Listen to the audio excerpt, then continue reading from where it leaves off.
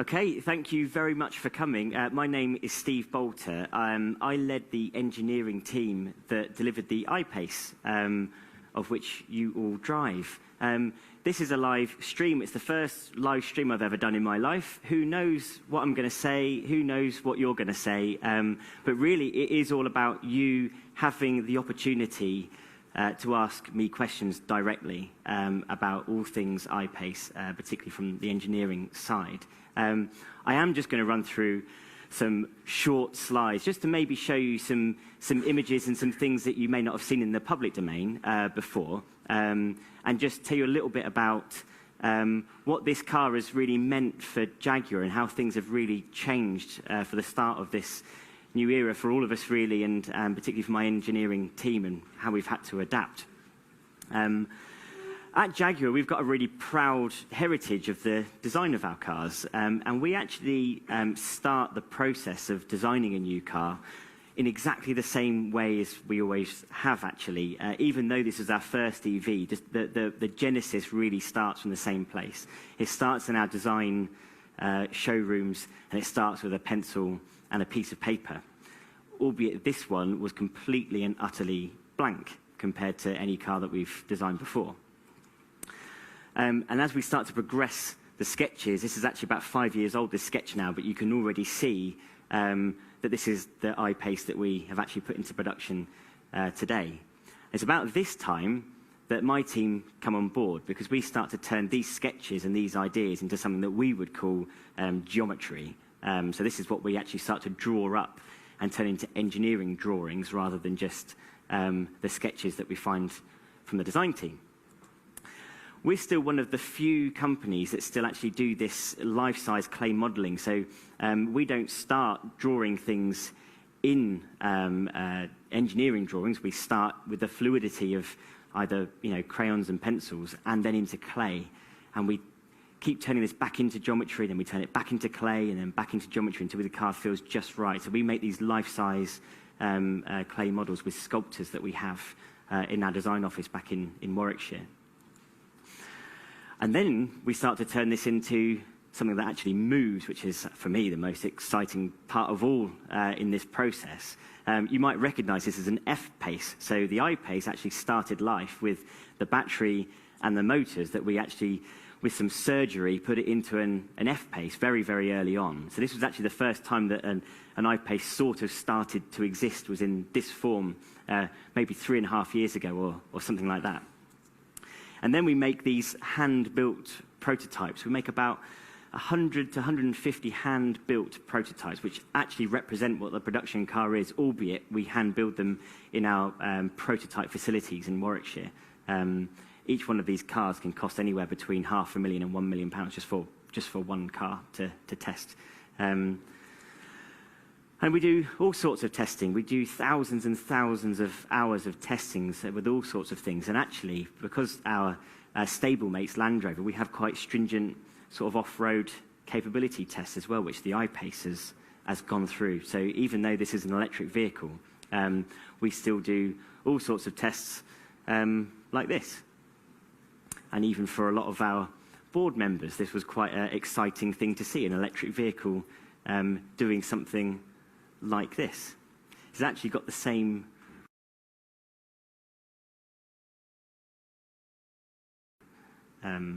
that's what the I-Pace can do. Need to point out that the parts floating in there are not actually from the I-Pace. That test does take it does take some casualties, that test, sometimes, because it's actually quite a steep gradient and going in and out as well. So and there's all sorts of parts. We lose a couple of engineers in no, we don't in there.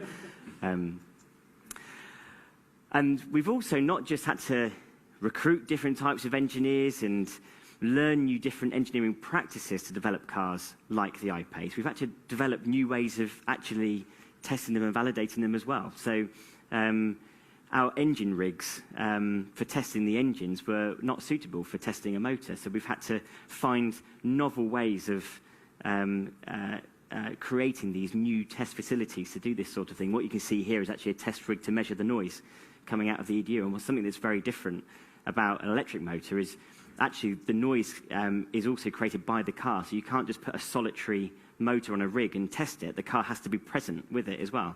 And in our engine bays and our engine test rigs, there was no space for a car. So we had to bring the test bays into a larger area. So just one of the things that we were learning. But this hasn't stopped. We haven't stopped developing and learning about the current car. We've now got actually close to 100 million kilometers of miles of real-world data.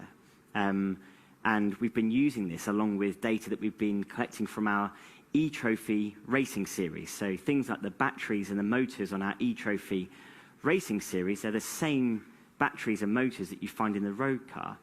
And they actually test those in really extreme cases, very aggressive driving in very hot places, where we can see things and see how the battery and the motors are performing that we can't necessarily see even with the real-world data that we get. And we've used all of this data to create customer improvement programs like the one that we announced this week to improve efficiency and some other elements on the car as well. So I think you probably all know this by now, but we've increased the amount of modules that we can update over the air. That means that you don't have to go back to the dealership for future updates. We've also improved the regen calibration. So I'm hoping that when you have this update, you will notice that when the battery is fully charged, regen comes back sooner than it did before, but also at very, very low speeds, particularly when you're doing one-pedal driving around towns. You will feel it at much lower speeds, and it really improves that experience. But also, we've improved the efficiency. And we've done this in a number of ways.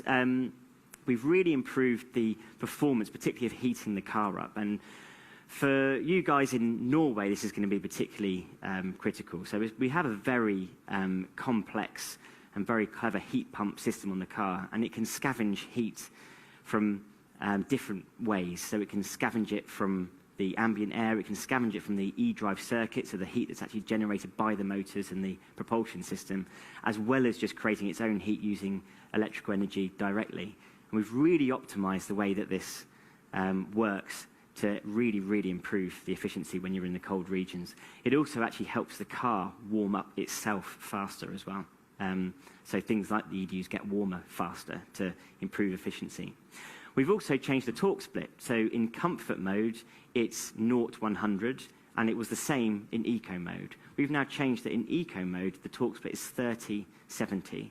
And this enables the EDU to warm up faster on the front, but it also has them operating in a very efficient region for the car.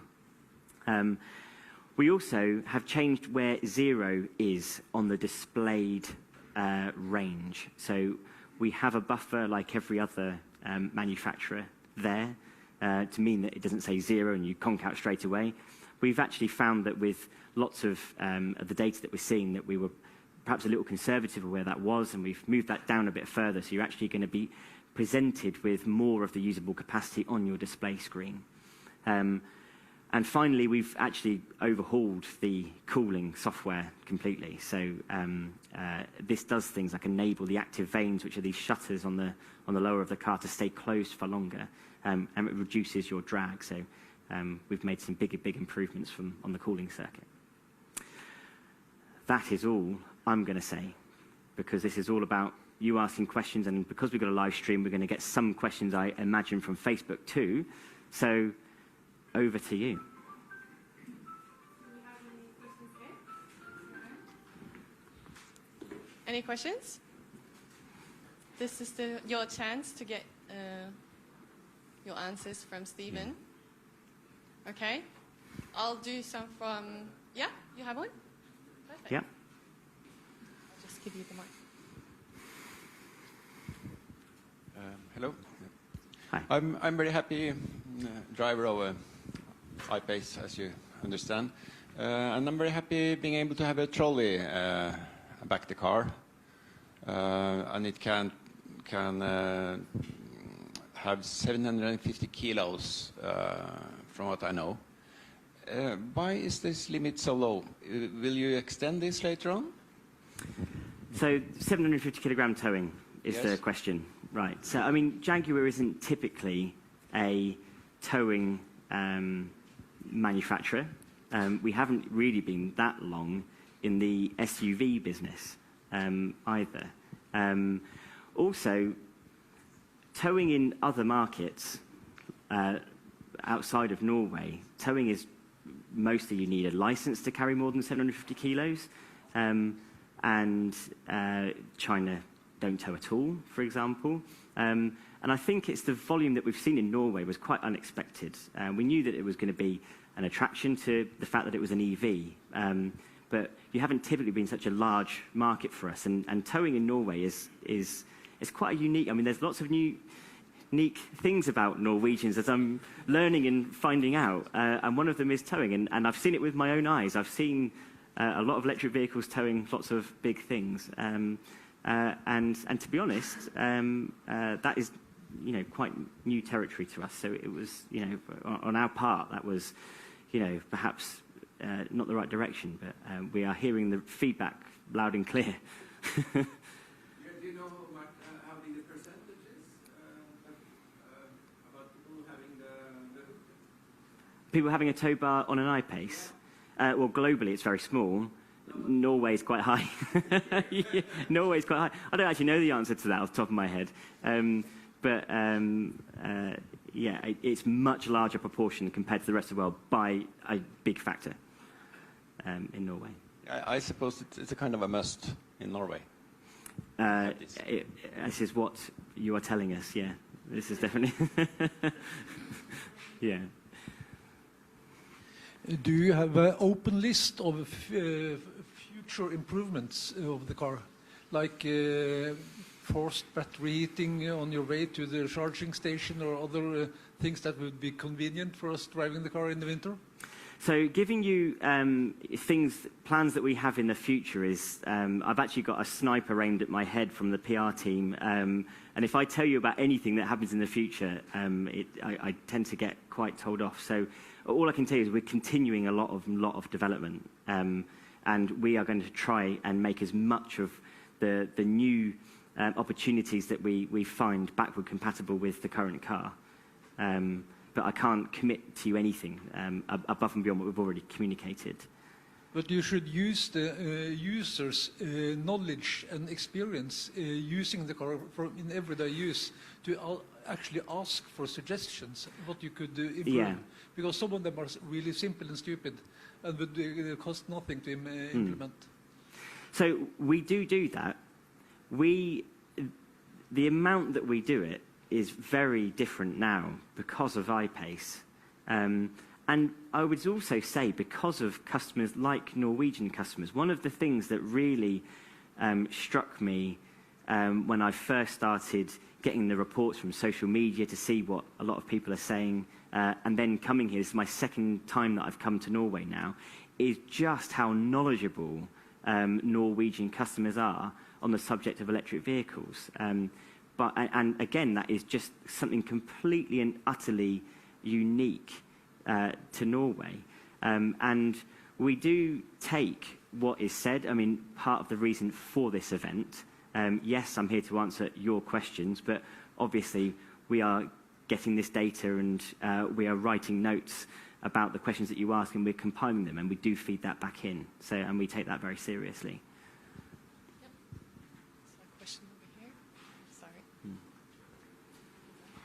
All right, so thank you. My name is Tom. I'm a happy driver of I-Pace for 5 months since I got it. Great car, fantastic experiences.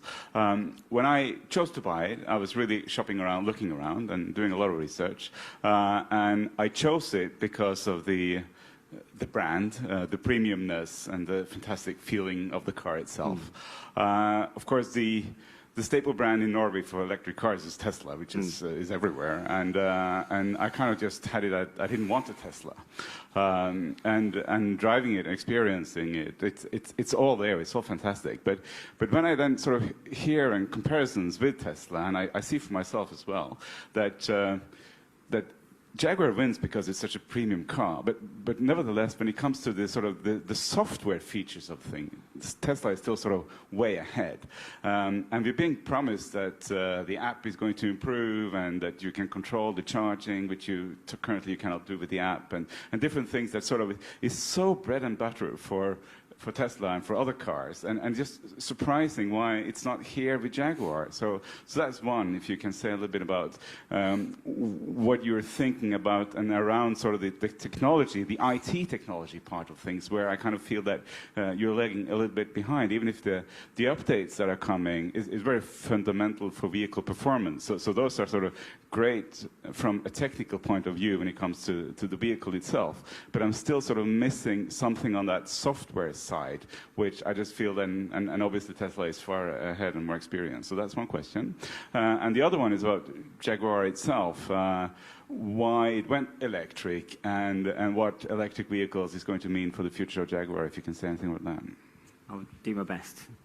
So, in answer to your first question, I think what you've said, I'm not going to contest it. What you described is a fact. It's your experience, and it's an experience shared by a lot of our customers. When we launched the I-Pace, and when we were thinking about the I-Pace, when we were dreaming up what this I-Pace was going to be, we really wanted to major on that driving feel and it to be a driverless car. We wanted to make this the best driving electric vehicle that was on the market.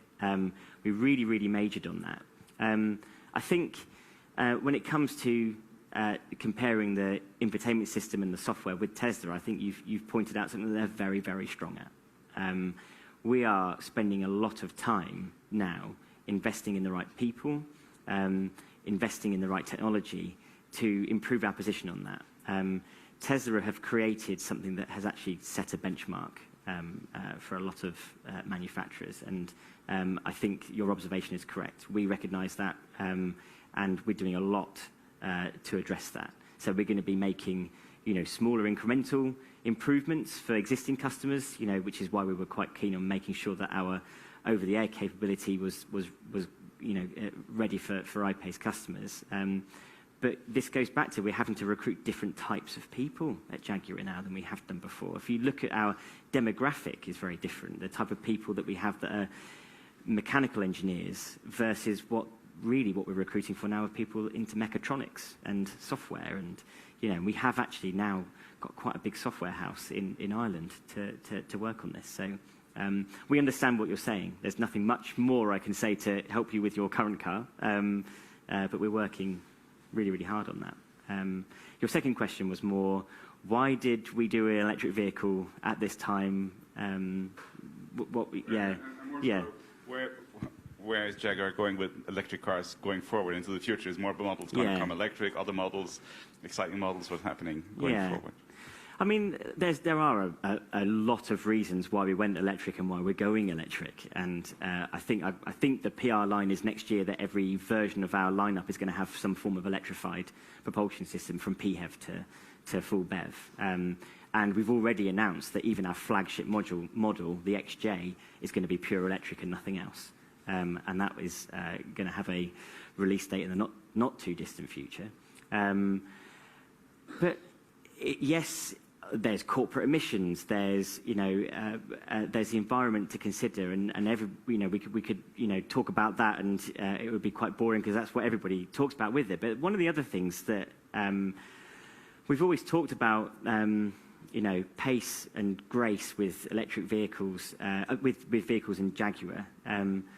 And electric powertrains actually really lend themselves to some of the attributes that we really find important for Jaguar vehicles, that smooth instant power. So actually, what we've really found with the I-Pace is there's not as many compromises as people might think about an electric vehicle. There's actually far more positives with them, even if you forget the environment, even if if that wasn't a factor. And electric vehicles are inevitable. It's not a question of if. If you're going to survive in this game, you're going to do it. Otherwise, you're going to not, do it for much longer.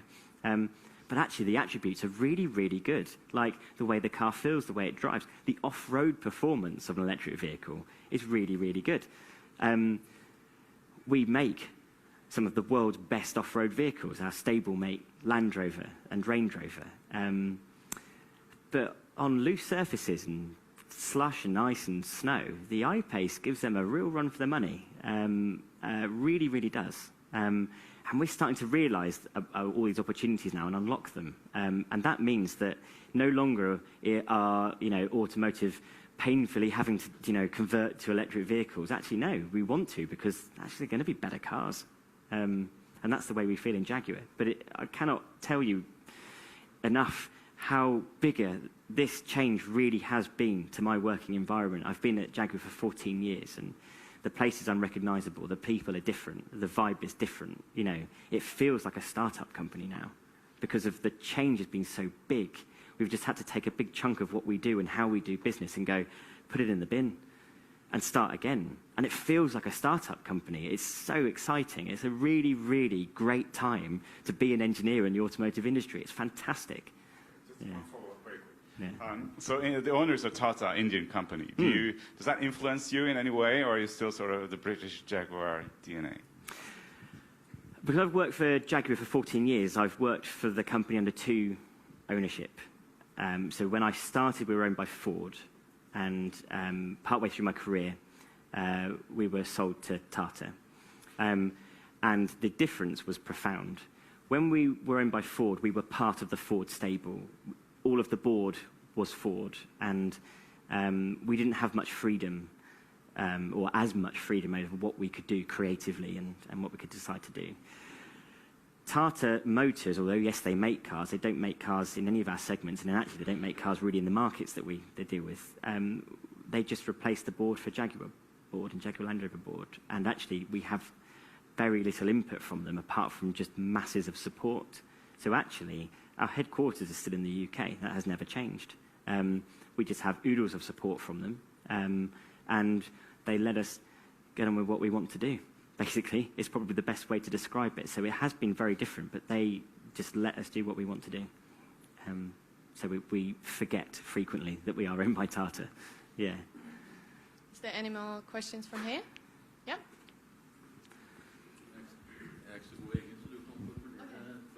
Ja.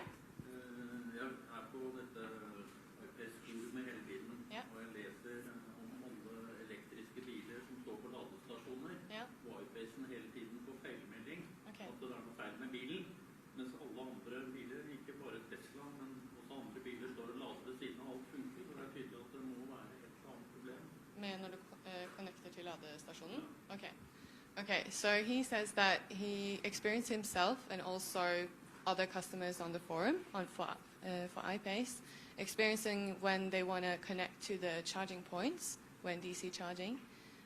They experience that they get this error message on their infotainment system platform saying that there's something wrong with the connections. Am I right? Yeah.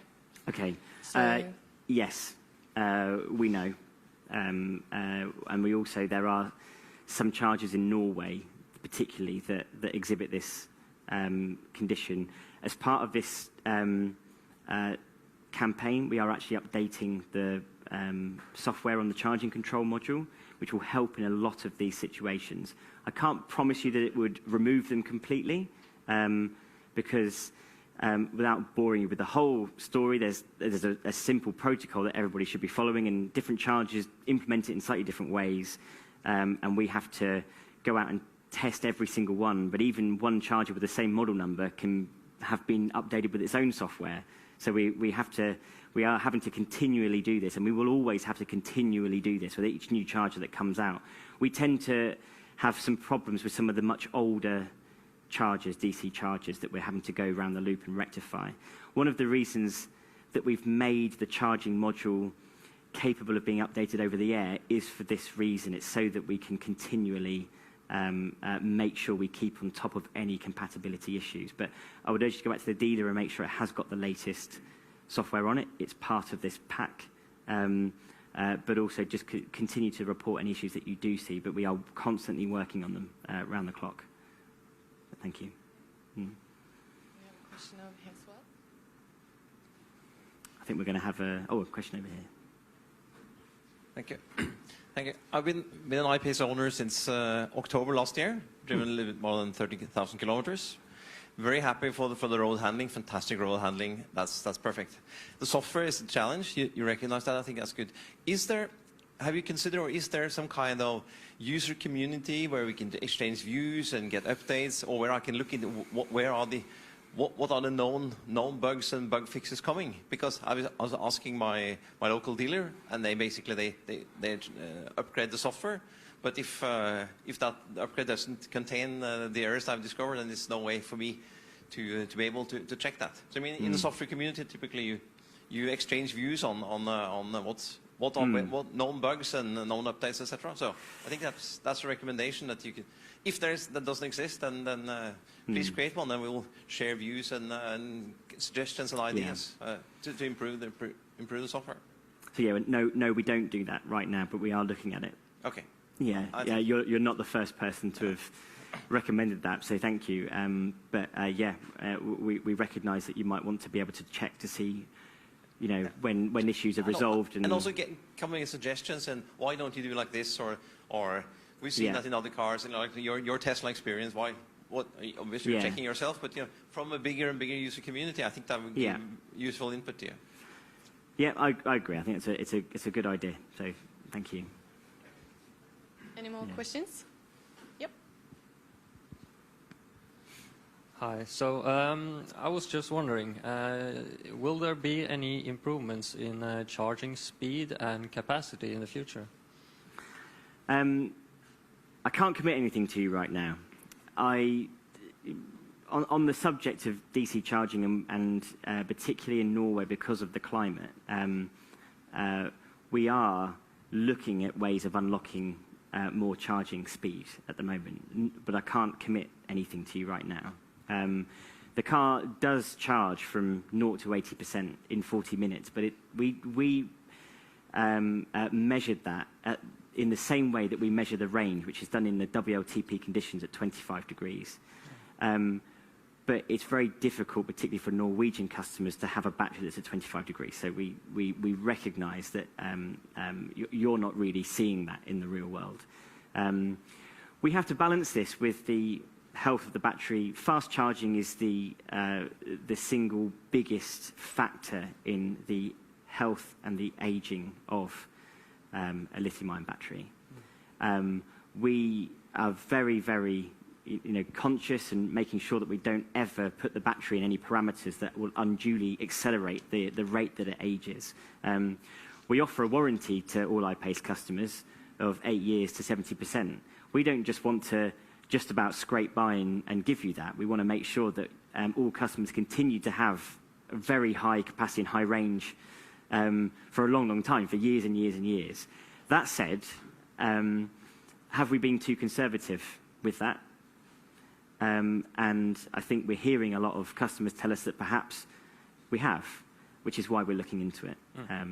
We have to, this is not going to be a fast process for doing that, because we really, really don't want to affect the battery life unduly without very good cause. So we're hearing you on the subject, and we definitely recognise that you're not able to always see or rarely, if ever, see the advertised charge rates in the real world, because the temperature here is just too low. Yeah, that's understandable. Yeah. Also, I was just wondering what the capacity of the main battery, the HV battery, is on today after the campaign H264. So we don't change the capacity of the battery. The capacity of the battery is absolute. All we've changed is where zero is, because we want there to be a buffer. What we don't want to happen is we get 3 miles, 2 miles, 1 mile, 0 miles, the car stops. We want it to say 0, and you have range to get to a safe place, or even get home. We don't want you to suddenly stop in that region. So we have got a buffer. The car keeps going. The car will keep going until it's used all of its battery. Yeah. But where we put 0 is what has changed. And we've moved that down and eaten into that buffer, because actually all the data that we've got suggests that there's no reason why we can't do that. Yeah, because I've heard about that the capacity of the battery is now on 34 kilowatts. Is that correct? Now, 84 kilowatts, sorry. so it always has been, so that we haven't actually changed what the technical usable capacity is. So you've always been able to use all of that, the advertised battery. It just will have told you that it was 0 sooner. And so we've just moved where that indicated value is down. So it hasn't technically changed. So the 84.7 still stands. It hasn't gone up. It's just we've moved. We are displaying that you can have more access to it, if that makes sense. Yeah. Yeah. Yeah. I also have a question about the dust intrusion on the back doors. Is there any fix on this coming soon? So we know that there's some cars that have got this dust issue. It's variable, so some cars have it, some cars don't. We know how to fix it. What we're not able to share or promise is that we've got something we can retrospectively do for current customers yet, but we are working on that. Yeah. Any more questions? Okay, we have actually questions from the live session as well, from Facebook. So there's one question here where a customer says that the car may suddenly interfere with the steering, even if it's not in assistance mode. So sometimes it scares me if it's about to run into the side of a truck. Is there a way to turn this off completely? I'm sorry if this was covered. I'm late to the party. That's what he's writing. So as well as the active steer assist, we have emergency lane keep assist as well, which will step in. The reason that you can turn that off, but it will turn back on again, and I don't know if any of you else have experienced this, is because it's actually an NCAP requirement. So if you want that to count towards your NCAP score, you have to make sure it turns back on again after each ignition cycle. But we have heard that the calibration of this is not quite right. So we are working on a way of improving the way that feels, because it is there as a backup system to make sure that you don't veer off the motorway. So yes, we are working on that. So thank you. Yeah. Question?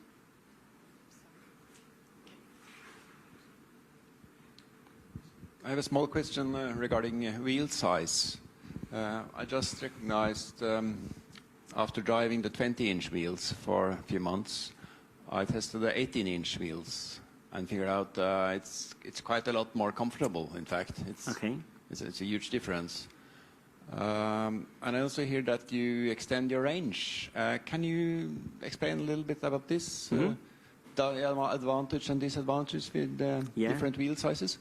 So the very quick advantage and disadvantage of wheel sizes is 18-inch wheels are probably the best for ride and for range, but they don't look as good as the 22s, which are the worst for range, but also actually they're quite good for handling. So the larger wheels tend to be better dynamically.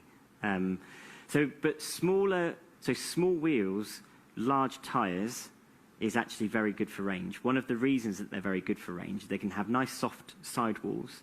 And when the car is getting faster, they tend to, with the centrifugal force, they tend to expand out and the contact patch will actually reduce. So the frictional losses on the road are much, much less. But even dynamically, they're fine because under any sort of any form of either lateral or acceleration, they tend to collapse because they've got soft sidewalls and give you grip again where you need it. So although the 18-inch wheel, I don't think, looks very good compared to the 22s, they are much, much better for range for that reason. So when you look at the WLTP data, we have to declare this. So we have something that ranges from test energy low to test energy high. So basically, we have to test every single option. And when we quote the 470 kilometers, for example, that is with the 18-inch wheels. But we do actually have to now share the data for any options that deteriorate that figure. And because the I-Pace doesn't have any different powertrains or even a particularly massive change in its weight, it's all the wheel and tyre combos that walk you from test energy low to test energy high. So I would, if you really want that extra range, the 18-inch wheel is the one to go for, and it is a fairly big difference. Yeah. How big is the difference? Do you probably have measured that? It also depends on the tyre as well, and to be honest with you, I don't know which tyres are in this market off the top of my head, because the tyres, it's actually the tyre that makes the biggest difference. But you can actually see the figures online. So if you look at test energy low versus test energy high, it is all in the wheels and tyres. And also we've got a calculator on our website, so you can go in the calculator and just change the wheel size, and you'll see the range change on our calculator. And that'll give you some idea of how much it is. Yeah. You have one more question? Yeah. It's a question about the automatic light system on the car.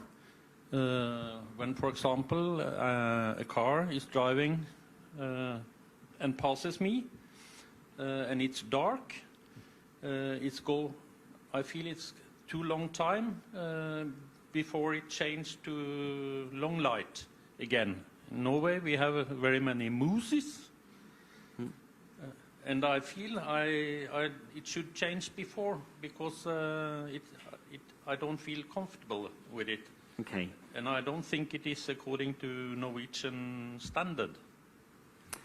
So I'm probably only speculating about this. We don't have any inherent issues with that system, so it might just be worth you mentioning that to your dealer when you're in next, and get them to check with us. Can it be regulated? You mean? Not individually, but it may. If it might be worth them getting to check your car. And we can also check to see if there is a later software version, for example. Okay. So you can't regulate it on an individual's car, but it is a calibrated system for global cars. You haven't heard about it before? Somebody else here thinking the same? Yeah, some? You do, okay. Okay. Yeah. So it's not something that's come through to me. And I must be honest, I don't always see everybody's issues. We have a whole team of people that deal with that. I tend to get things that are escalated to me, that are larger or things that people are struggling to fix. So I don't see every issue. So I wouldn't take my word for it that it isn't seen on lots of different cars. But I don't currently know that. So all I could say on that one is maybe take it to the dealership and get them to check. And if they feel it's necessary, they can raise a ticket with us to get us to look at it as well, if necessary. All right, so a technical question. Battery performance, you just said that you've now adjusted it so that 0% is a little bit, you've got a little bit more to go than what you used to have. Presumably you can adjust that in both ends. And you promised 70% battery within 7-8 years, something, 8 years. How do we not know that you just keep then changing the software and just give a little bit more and more and more of the battery over these years? So when we finally get there, it looks like the battery is still good, but the next year there's nothing more left to adjust, and then it'll go down. Yeah. And how are we going to measure this 70% performance? So firstly, it's against the law to do that. So we definitely wouldn't do that. And I'll explain it to you like this. So when we certify the car, which is when we take it to the authorities and we do a WLTP cycle, they actually measure the voltage whilst we're there. So not only do they record the software level and look at the software characteristics, they record the voltages, because that is what defines the top and the bottom of the battery. You have to read the voltage. It's kind of that simple. When they do the test, they don't actually look at what it says on the screen. That's ignored. They put it on the dyno, they drive it until the car stops driving anymore. That's just how it's done. It even has to deliver a minimum power requirement, so it can't just keep turning the wheels really, really slow. There's a minimum power requirement, and if it can't deliver that power, the test stops. So although we've changed what it says on the screen, we haven't changed at all what the battery will be charged at full, and what it will actually terminate and stop the car, to stop it moving. So those end parameters haven't changed. So even if we did change what it said on the screen, that makes no difference to what it would actually do. If the authorities were to contest it and put it on the dyno, they would go back and read the same voltages and see if we'd done something funny. So there isn't a method in the software of it doing that. Sounds good. So when we charge it to 100%, is it then really 100%, or do you keep a buffer there so that it's actually protecting the battery and not going fully? Yeah, there's a buffer there. Yeah, it's in the 90s, like, you know, so it's quite high in the mid to high 90s where it is. But yeah, it's already got a buffer. At the moment, people measure batteries in different ways. So, but really, it's voltage cutoffs that define it, and there is kind of an industry standard of how you do that. But it does change depending on the chemistry. So voltages of newer chemistries are tending to get a bit higher than they did before. But to truly measure the capacity, there is a very specific way of doing it, like an industry standard way of doing it, because it's actually not constant. So any battery, if we say here's a battery with 85 kilowatt hours in it, actually the amount of energy you can get out of that battery as electrical energy will vary depending on how it's done and what temperature it is. So although there's 85 kilowatt hour of energy in there, the amount you can get out as electrical energy versus heat can vary. It can vary versus your discharge rate, and it can vary based on the temperature. Dropping of the temperature tends to mean you get less out. Higher discharge rates tends to be that you can get less out. We've actually been able to get like 92, 93 kilowatt hours out of our battery pack, but that would be like taking consumption out of it like you were charging a phone. So there's actually quite a lot more energy in there than, it's just how much comes out as heat. Yeah. Then we have one more question here as well.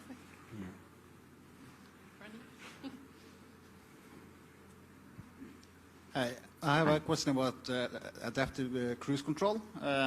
Sometimes I'm a little bit scared to use it because if it loses control of the white stripes on the road, it just kind of turns off without any warning. Are you working on any improvements with cruise control? And my second follow-up question is, since Jaguar is also working together with Waymo, I think, about self-driving cars, are Jaguar into doing the I-Pace of Jaguars more self-driving than today? Okay, you might have to ask that second question again. I'll answer your first one, and then you might just clarify that your second question. So the first question is about the automatic cruise control. Now, these are not hands-off systems. So our ADAS at the moment is a hands-on system. It's not designed for you to let go. Yeah, it's there as backup.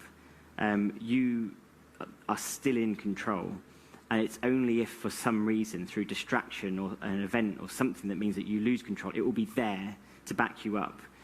And while it might seem like a very easy technical solution to make you more aware of when it's gone, what we don't want to do is, by putting in those backup systems to tell you or inform you, it will then encourage you more to not be in control of the car and not steer it.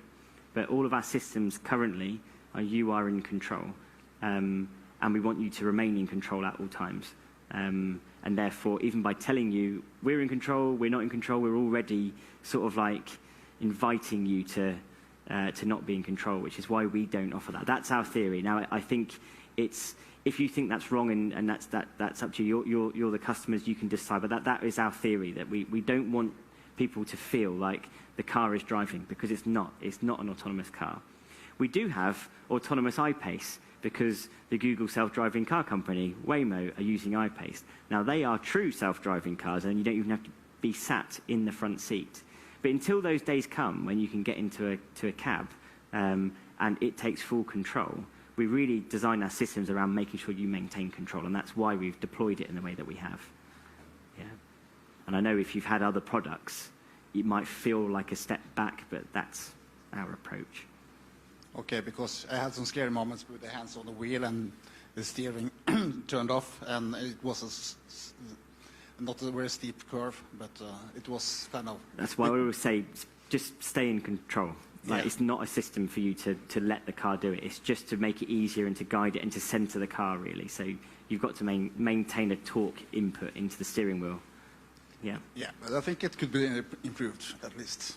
Thank you. Sorry, you had a second question? Yeah, it was about the Waymo part. Oh, okay. I've answered it, have I? You answered that. Okay, good. This is also about the cruise. I think when you're driving with this automatic or steering assist, when it drops out, it should be a signal. I think it's the same question, right? You have the green. Yeah. When it should be a signal or something when it drops out, and also I think it's kind of dangerous in the roundabout. It kind of loses the car in front of you. So it's supposed to keep distance from the car in front of you, and when the car is going around, it kind of loses connection, and the car like speeds up. So I'll answer it in the same way. Like having an audible bong, in our view, you shouldn't have changed your behaviour, whether it was there or it wasn't. You're in control when steering assist is available. You're in control when it's not, and that's our philosophy. Is that because you're always in control, it shouldn't make a difference whether it bongs or not, and we shouldn't have to have changed your behaviour. And again, I know that might feel like a step back from some other products that you might have had, because we have very similar hardware on these things, but that's our philosophy on it. So that's yes, we're always going to be working on these calibrations and always working on the next level. So we do understand that. Another question, not so important, but when you drive faster than 105 kilometers an hour, the suspension is supposed to lower. Does it actually do that? It does, yeah. We've had lots of people ask, it'd be nice to have some confirmation that it's done that. So we're going to look at that for future products. It'd be nice to actually know that it's done it. It does it because when you lower the car, you do change the suspension geometry. So your camber changes, your spring rate will change slightly. So there are not just speed-related conditions. So if it's a very, very, very bumpy road surface, for example, it won't do it. And similarly, if you have very big steering inputs, it won't do it either. So it tends to have to be quite a straight, smooth road, or smoothish road, and it will do it. Yeah.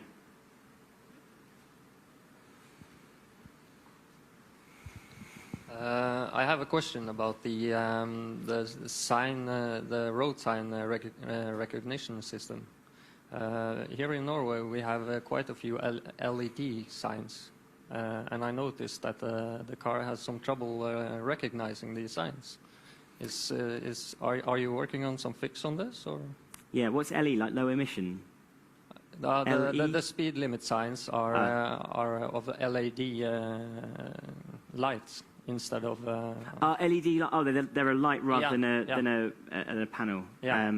Yeah, we are working on this because there's a lot more things like active motorways or active highways, so where you have changing speed limits. Yeah, exactly. And I think you're referring to those as being some of the ones that it can struggle with. Yeah.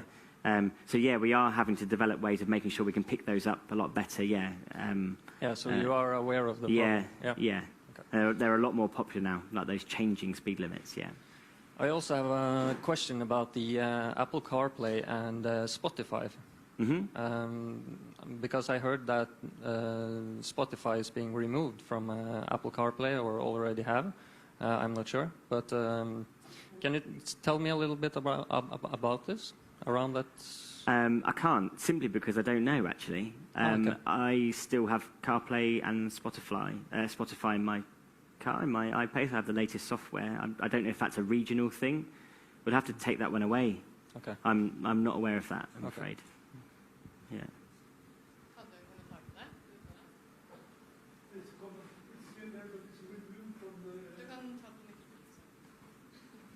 It's removed from the original car software, so you can't play Spotify on the car, but on Apple it's okay.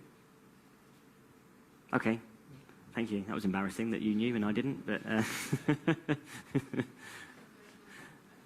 yeah. Any more? I'll take one from Slido.com, where they could also post their questions. Okay. What is the present recommendation for keeping the I-Pace battery in an optimal state and lifetime with regard to charging, state of charging, etc.? Well, with the I-Pace, so that question was about what's the best way to preserve the battery health on the I-Pace. Actually, we've taken care of that for you.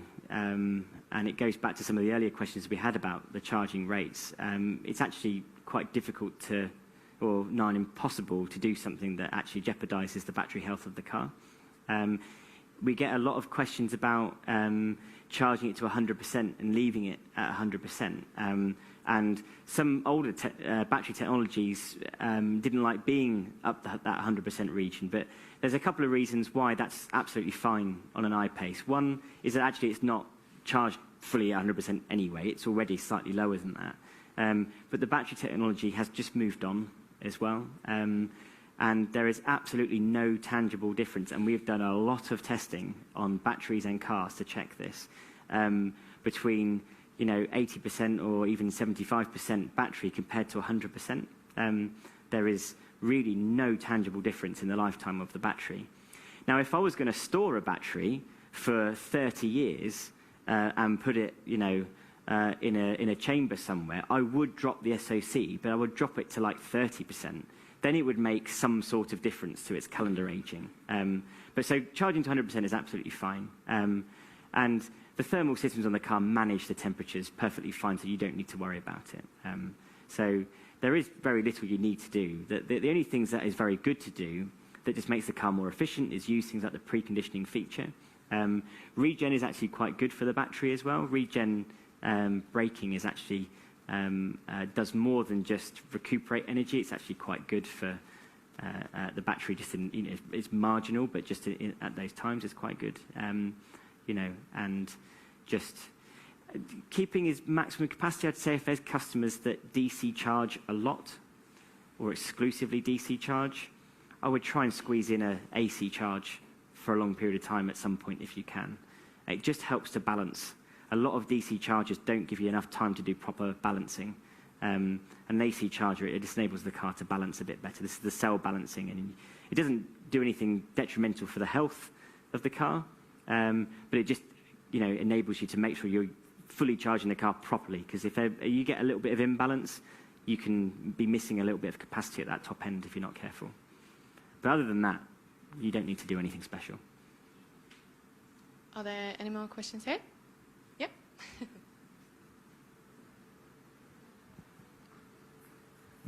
I also have a question about the preconditioning, because if I understood it right, if you have the charger plugged into the car and it's charged for 100% overnight, for example, and you have preconditioning on, then it should draw power from the charger and not draw power from the battery in the car. Is that correct? If you're preconditioning, it will take power from the grid when you're plugged in. Okay. Yeah. Because I've heard several having some trouble or issues where it's losing about maybe 2% capacity, so even if the charger is plugged in. So if you've heard of a customer that has experienced that, I would tell them to go back to the dealership, because on some very, very, very early cars, they might need to go and get the very latest charging software, or it could be an issue with the wall box itself. But it's not supposed to do that. It takes the energy from the grid. That's the whole point. So I would say that person might have some issue that they might need to go get checked out. Thank you. Any more questions? Okay. Yeah, one.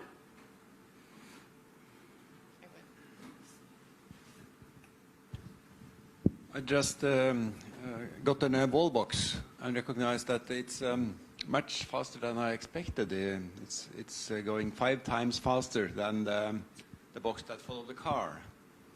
And that makes me wonder, does this box that follows the car, the cable box, is that 6 amps or is it 10 amps, or what speed does it use? Are you talking about the plug socket? Yes. Yeah, that's 10 amps, the one you get with the car. I switched to 25 amps on the wall box, and then the speed is 5 times more. It's amazing.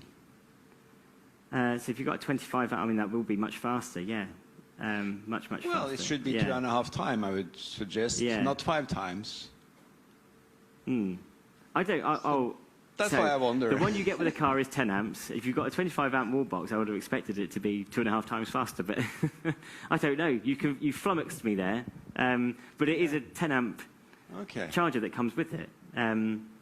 So I don't know. I can't explain why you would have it being so much faster now. It's very nice with the wall box. Yeah. That's for sure. A last question. Eco mode, is it possible to have it as a default? I was hoping nobody would ask me that question.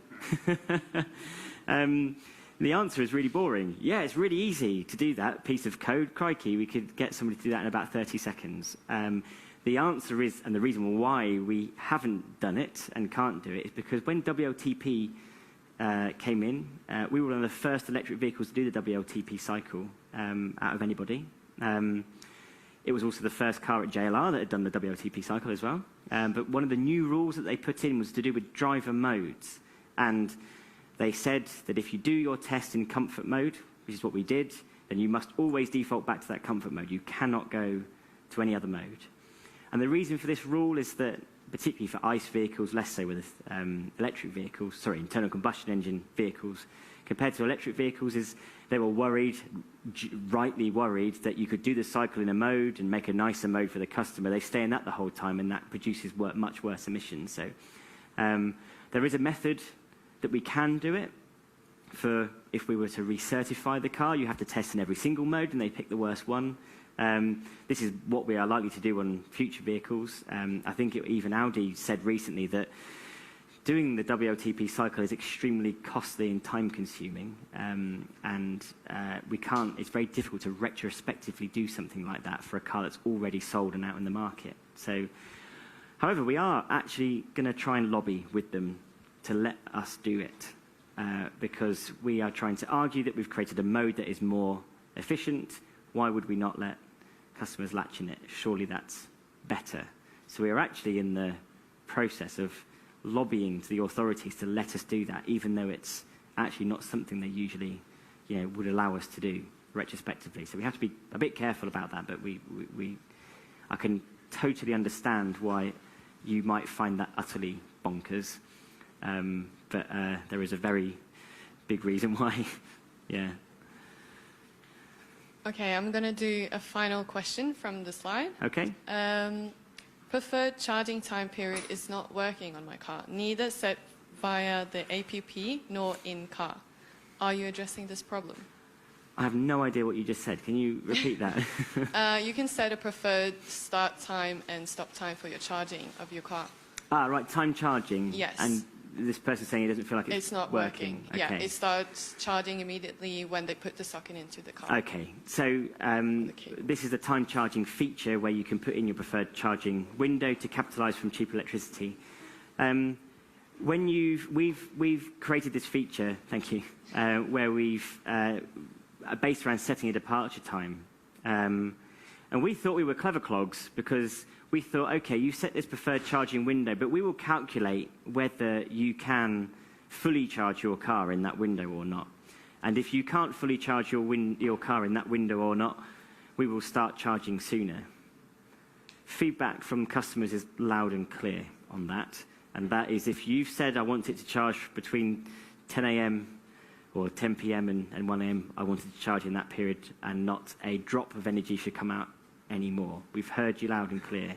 We really thought that, we were doing a good thing by making sure that your car is always fully charged, because that was why we implemented it in that way, is because we always wanted to make sure the car was fully charged and preconditioned and cabin up to temperature by the morning. So a lot of people are coming home with maybe, 60% or 70% and wondering, why on earth is it starting charging now? It's because we've calculated, no, you'll charge then you need to precondition, then you precondition the cabin, and then it'll be ready for your departure time. This is probably too complicated retrospectively, and so we have definitely taken that feedback on board to perhaps not implement it in that way. Okay, then... I'm not promising that. Okay, I'll have to say that this is the end for this event. Yeah. I would like to give a big applause for Stephen Boulter to join us here tonight. Yeah, thank you. Thank you. Yeah. And then I would also like to say that after this event, we've experienced a lot of positive engagement and feedbacks regarding this.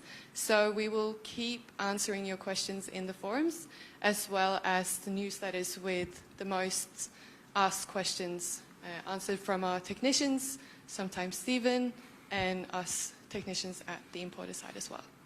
So thank you so much for coming, guys. Have a good night. Thank you.